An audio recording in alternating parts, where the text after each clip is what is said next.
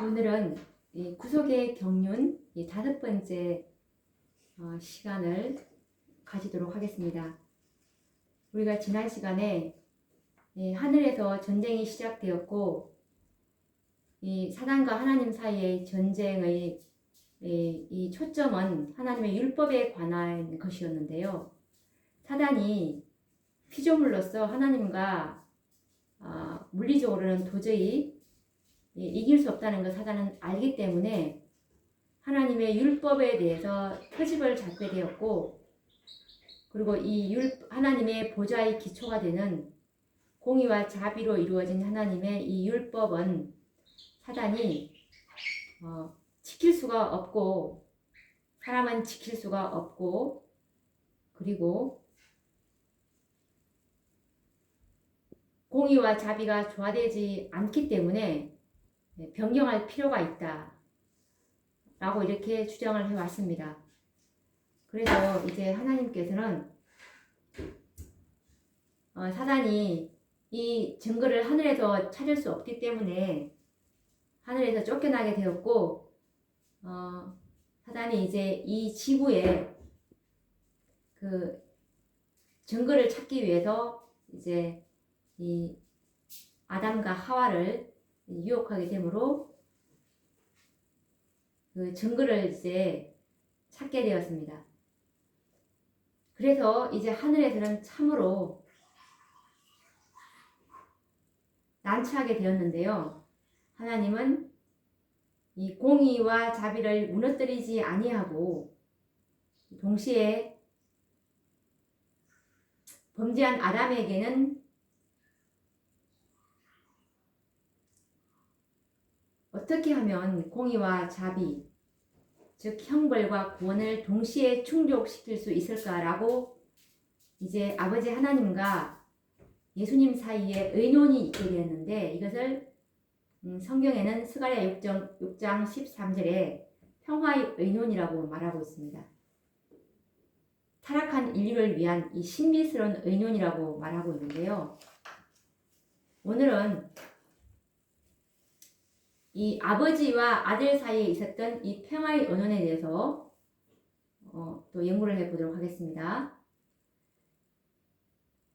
이 아버지와 아들 사이에 있었던 평화의 의논의 결과에 의해서 성경에는 어떻게 기록되어 있느냐 하면 창세기 3장 15절이죠. 너무나 잘 알고 있을 것입니다. 우리에게 너무나 복된 소식이죠.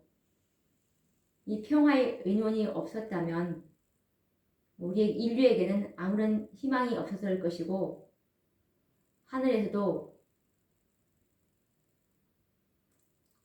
이 율법 전쟁을 끝마칠 수가 없었을 것입니다. 그런데 이 창세기 15장 말씀 한번 읽어보도록 하겠습니다.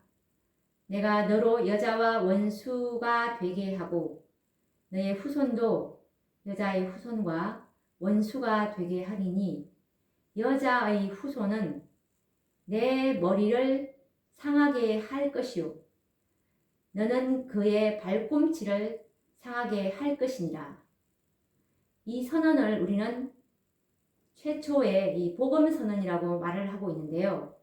이것은 골로새서 1장 26절 말씀처럼 만세와 만대로부터 감추었던 비밀이고, 이 범죄한 인류를 대신해서 여자의 후손인 창조주이시고 이 율법의 제정자이시며 그리고 하나님의 아들이신 그리스도께서 이 땅에 오셔서 십자가에 죽으실 것을 공개하신 것이었습니다.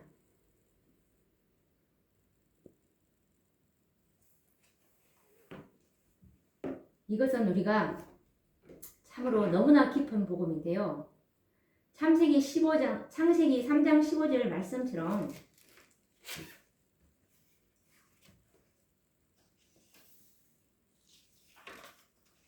이 하나님의 아들이신 그리스도께서 여자의 후손으로 이 땅에 오시겠다는 것이었습니다. 이 여자의 후손은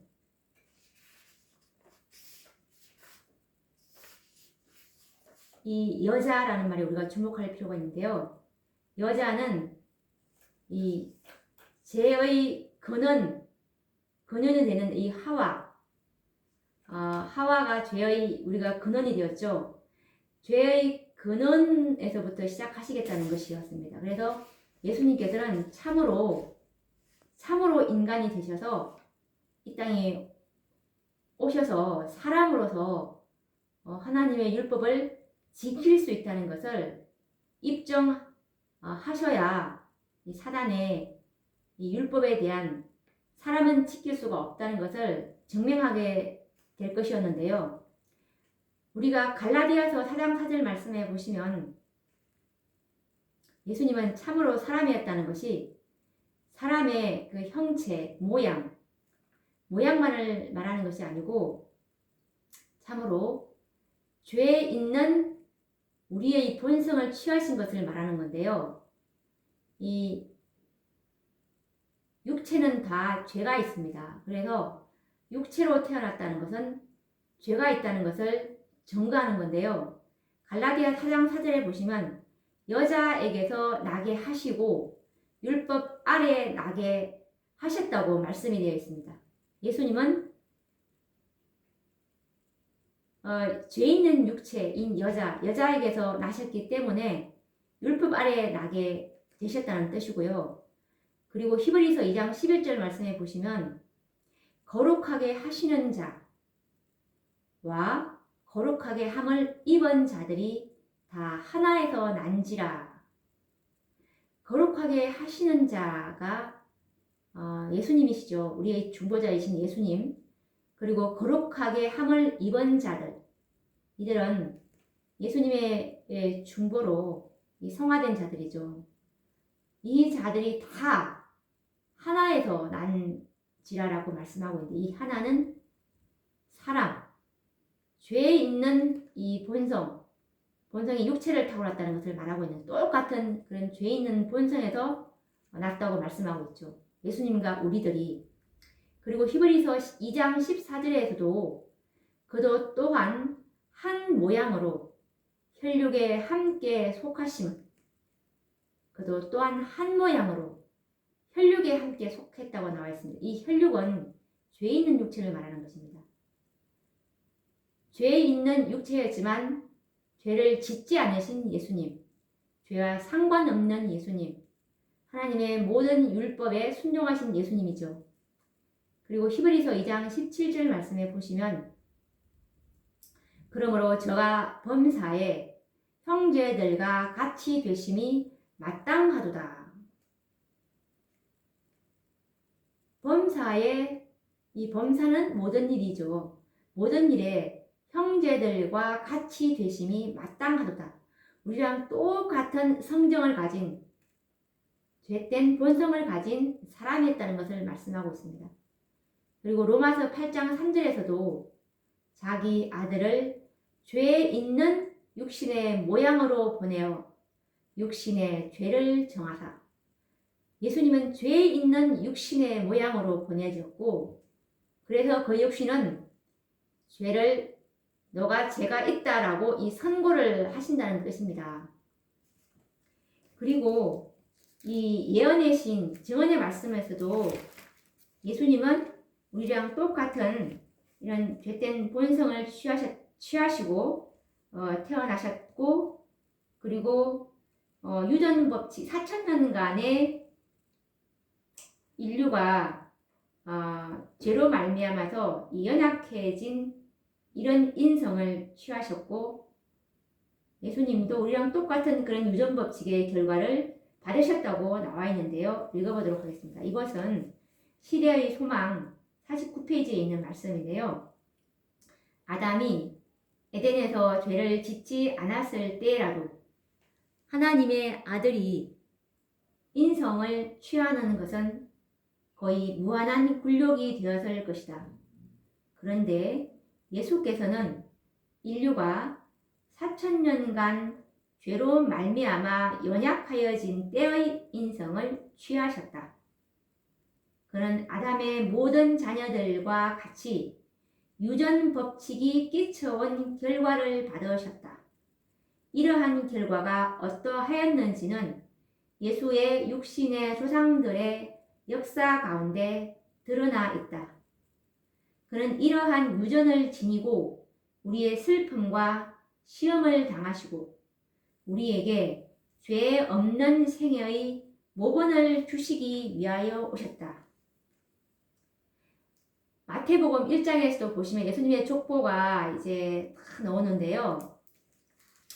예수님의 조상들은 보면은 그 정말 이 흉악한 머나세, 우상 숭배자였던 머나세도 있고, 그리고 간음했던 이 다윗도 있었고, 정말 그 조상들의 계보를 보면 정말 죄에 있는 그런 본성을 취하신 그런 조상들이었습니다. 그런 조상들의 이 유전 법칙이 끼쳐온 그 결과를 그대로 예수님도 받으셨다는 것을 말씀하시기 위해서, 예수님은 참으로 사람이었다는 것을 말씀하기 위해서 마태복음 1장에 예수님의 족보를 이렇게 기록해 두신 것입니다.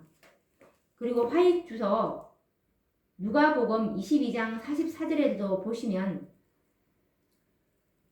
22장 누가복음 44절 말씀해 보시면 화입주서 그리스도는 위장된 인성을 취하신 것이 아님 이라는 이 제목인데요. 예수님은 육신이 되셨을 뿐 아니라 죄로 가득한 육신의 모양이 되셨다. 죄로 가득한 육신의 모양이 되셨다고 이렇게 말씀하고 계십니다. 너무나 정확하지 않습니까?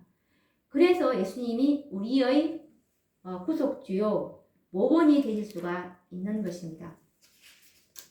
그래서 우리가 이 창세기 3장 15절 우리가 그동안 너무나 피상적으로 우리가 알고 왔는데, 사실은 이 안에 정말 어마어마한 이 구속의 비밀이 있는 것입니다.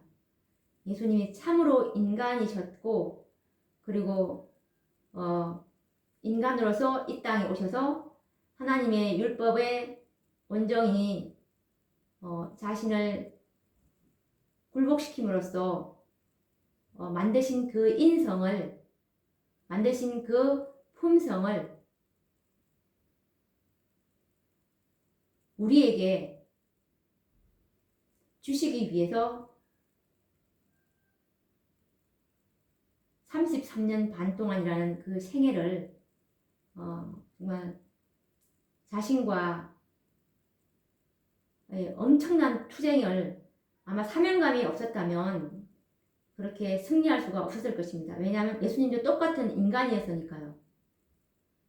정말 그분의 사랑은 우리가 그분의 성육신에 관한 연구를 해본다면 이 십자가가 무엇인지를 더 깊이 깨닫게 될 것입니다. 그런데 이 평화의 의논은 정말 만세와 만대로부터 감추었던 이 비밀인 이 의논은 하늘에서는 땅에서처럼 이 복된 소식이 될 수가 없었습니다. 왜냐하면 이 사람을 구원하는 것은 예수님께서 결국 이 땅에 오셔서 십자가에 죽으실 것을 말씀하고 계셨기 때문에 그 천사들에게 있어서 그들의 사랑하는 사령관에게 말로 표현할 수 없는 그런 비애를 필연적으로 요할 것이었기 때문이었습니다. 그래서 천사들은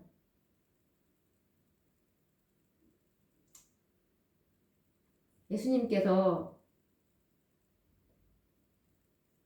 정말 하늘의 순결과 평화와 그리고 그 영광을 버리고 내려오셔서 이 지상의 타락과 접촉하시고 정말 세상의 죄로 인한 슬픔, 수치, 죽음을 견디셔야 한다는 것을 이제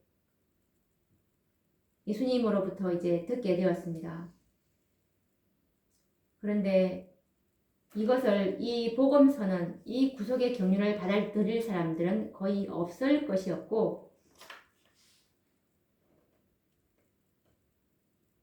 예수님이 자기를 낮추셔서 이 지상에 나타나서 사람이 견뎌야 할 이 각종 슬픔과 유혹을 친히 이제 경험하시게 될 것이었습니다.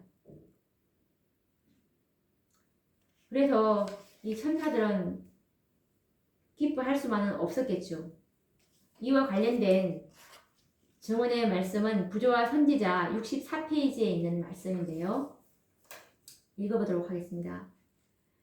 그리스도께서 구속의 경륜을 천사들 앞에서 공개하셨을 때 천사들은 기뻐할 수 없었다. 왜냐하면 사람의 구원은 그들의 사랑하는 사령관에게 말로 표현할 수 없는 기회를 필연적으로 요할 것이라는 것을 그들이 보았기 때문이었다.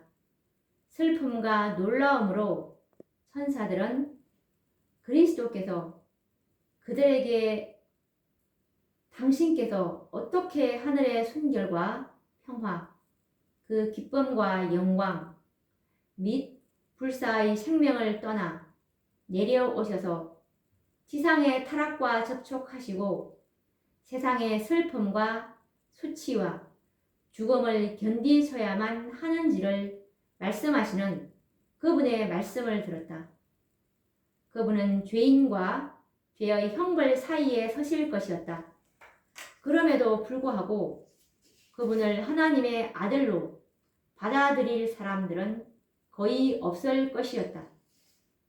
그분은 하늘의 왕의 높은 지위를 버리시고 자신을 낮추어 사람으로 지상에 나타나셔서 사람이 견뎌야 할 각종 슬픔과 유혹을 친히 경험하실 것이었다.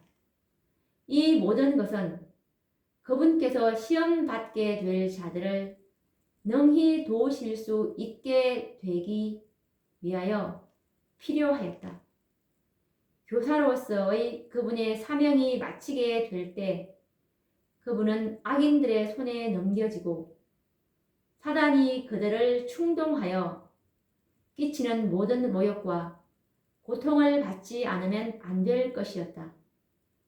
그분은 가장 잔인한 죽음을 당하시고 하늘과 땅 사이에 범죄한 죄인으로 들림을 받아야 하였다. 그분은 천사들이 참아 볼 수 없어서 얼굴을 가릴 정도로 무서운 고통의 긴 시간을 견뎌내셔야 하였다.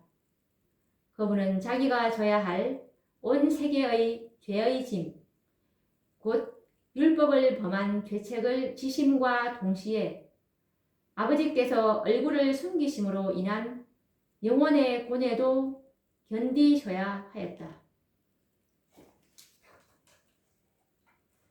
하나님의 아들이 이 범죄한 아담, 즉 인류죠. 이 범죄한 아담을 대신해서 죽으신다는 선고가 발표되었을 때 사단은 무척 놀랐습니다. 왜냐하면 이 창조주이시고 천하 만국을 통치하시는 조물주께서 일개 피조물에 불과한 인간을 위해서 죽으신다는 사실을 사단은 상상할 수가 없었던 것입니다. 그런데 이 하나님의 독생자이신 그리스도는 요한계시록 13장 8절 말씀해 보시면 창세 전에 죽임을 당한 어린 양이라고 말씀하고 계십니다. 인류가 범죄하자마자 이 비밀은 공개가 되고 나타나게 되는 것이었습니다. 이 비밀은 모든 피조물과 사단도 미처 알지 못했던 영세전에 감추었던 비밀이었던 것입니다. 십자가는 하나님의 율법의 공의가 충족되는 곳이고 자비와 공의가 만날 장소였던 것입니다. 천사도 감당할 수가 없었고 오직 창조주가 되시는 그리스도께서만 이 범죄한 인류의 죄를 담당할 수 있는 이 구속의 경륜이 공개된 것이었습니다. 갈보리산 위에 세워진 십자가에서 이 하나님의 율법의 공의는 범죄한 영혼은 죽으리라는 것이었습니다. 그런데 십자가에서 율법의 공의가 충족되었죠. 그리고 또 하나님의 자비는 아담을 구원하기에 아무런 문제가 없게 된 것입니다.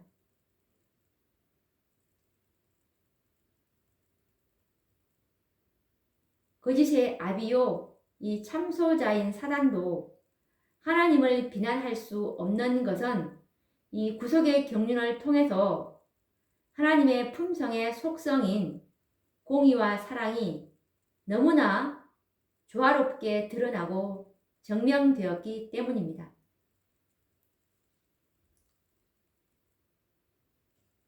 이 복음을 참으로 받아들인다면 예수님께서 사단이 참수할 수 없었던 것도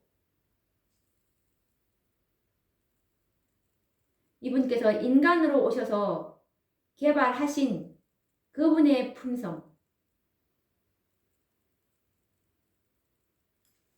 그분의 품성을 우리에게 값 없이 선물로 주시기 때문에 그분의 의가 원하는 자에게 입혀지기 때문에 우리는 그 의로 믿는 자는 그 의를 입을 수 있기 때문에 이것이 법칙입니다. 이것이 성령의 법이고 이것이 구원의 도인데요. 이것이 바로 믿음의 도입니다. 그렇기 때문에 사단이 참소를 할 수가 없는 것입니다. 인간으로서 맏형님으로서 오셔서 만드신 그 의이기 때문에 자기 동생들한테 자기가 준다는데 누가 뭐라고 하겠습니까? 하나님으로서 주는 것이 아니라 사람으로서 정말 희생하시고 극게 해서 만드신 그 품성이기 때문에 사단도 논박할 수가 없는 것입니다.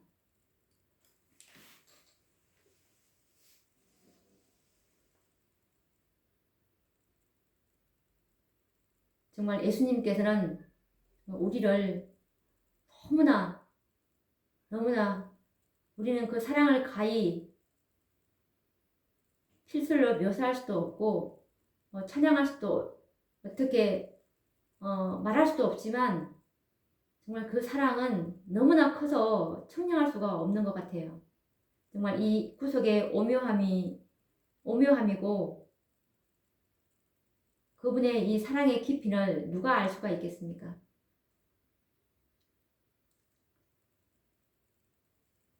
부조와 선지자 63페이지의 말씀에 보시면 오 구속의 오묘함이여 그분을 사랑하지 않는 세상에 대한 하나님의 사랑이여 지식에 넘치는 그 사랑의 깊이를 누가 알 수 있으리요. 영원한 세월을 통하여 이 이해할 수 없는 사랑의 오묘함을 이해하려고 노력하는 불후의 지성들은 경탄하고 순경해 마지 않을 것이다. 라는 말씀이 있습니다. 우리가 이 하늘에 들어갈 수 있는 의는 하나님의 의인데요. 우리 의로는 절대로 하늘에 들어갈 수 없습니다. 이 종로의 계단 62페이지 말씀에 보시면 아담이 죄를 짓기 전에 우리가 그 하늘이 요구하는 의랑 그리고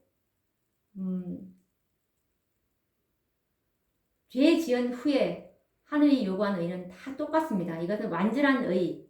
우리는 완전한 의로만 하늘에 들어갈 수가 있는데요. 이 완전한 의를 우리에게 주시기 위해서 예수님께서 아담이 타락한 이후에는 아무도 아담 이후에 태어나는 이 사람들에게는 희망이 없었습니다. 왜냐하면 더 이상 율법의 요구를 이 죄된 본성은 만족시켜 줄 수가 없기 때문에 참으로 예수님께서 인간으로 오셔서 신성과 인성의 결합을 통해서 사람도 타락한 사람도 하나님의 능력을 붙잡으면 죄를 승리할 수 있다는 그런 모본을 보여주셨습니다. 그래서 이 완전한 의를 우리에게 값없이 선물로 주시겠다고 약속하신 그 말씀이 시대의 조망 762페이지에 나와 있는데요. 한번 읽어보도록 하겠습니다. 시대의 조망 762페이지입니다.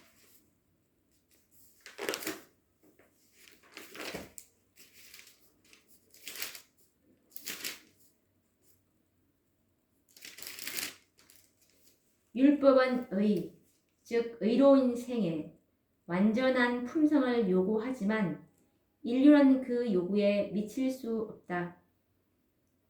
우리가 하늘에 들어가려면 이 율법의 의를 충족을 시켜야 하는데요. 이 율법의 의는 의로운 생애, 완전한 품성을 요구하는데 아담 이후에 아담이 죄를 지음으로 인해서 우리 인류에게는 이 요구를 충족시킬 수 있는 사람이 아무도 없게 되어버렸습니다. 그래서 인류는 하나님의 거룩한 율법의 요구를 충족시킬 수 없다. 그러나 그리스도께서는 인간으로서 지상에 오셔서 거룩한 생애를 사시고 완전한 품성을 개발시키셨다.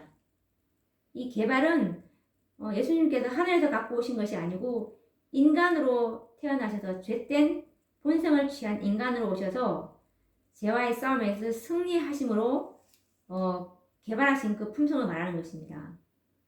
그리스도께서는 그것을 받고자 하는 모든 자에게 값없이 선물로 주신다. 그분의 생명은 사람들의 생명을 대신하신다.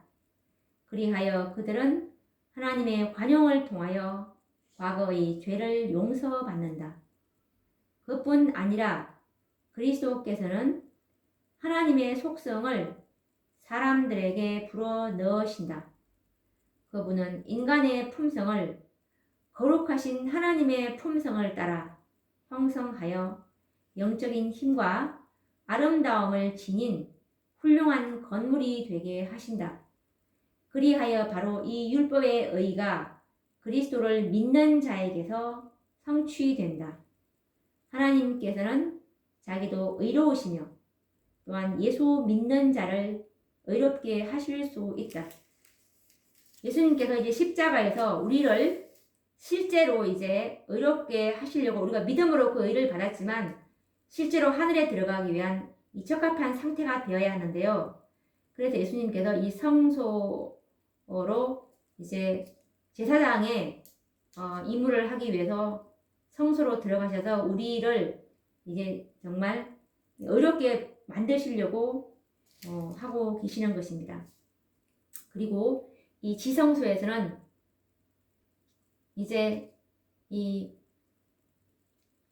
죄의 용서를 받은 그 의인들의 죄를 정말 도말시키기 위해서 지금 이 지성소에서 중보사업을 하고 있는데 정말 우리에게서 죄가 완전히 끝나게 될 때 이제 이 예수님께서 우리를 자기 처소에 하늘에 적합하게 된 자들을 데리러 오시러 이 지상에 나타날 것이 이제 재림인데요. 오늘 우리가 이 평화의 의논, 창세기 3장 15절 말씀에 대해서 좀 더 깊이 다루어 보았는데요. 다음 시간에는 또 이어서 이 구속의 경륜을 이어서 계속 또 더 연구해 보도록 하겠습니다. 그러면 다음 시간에 뵙도록 하겠습니다. 감사합니다.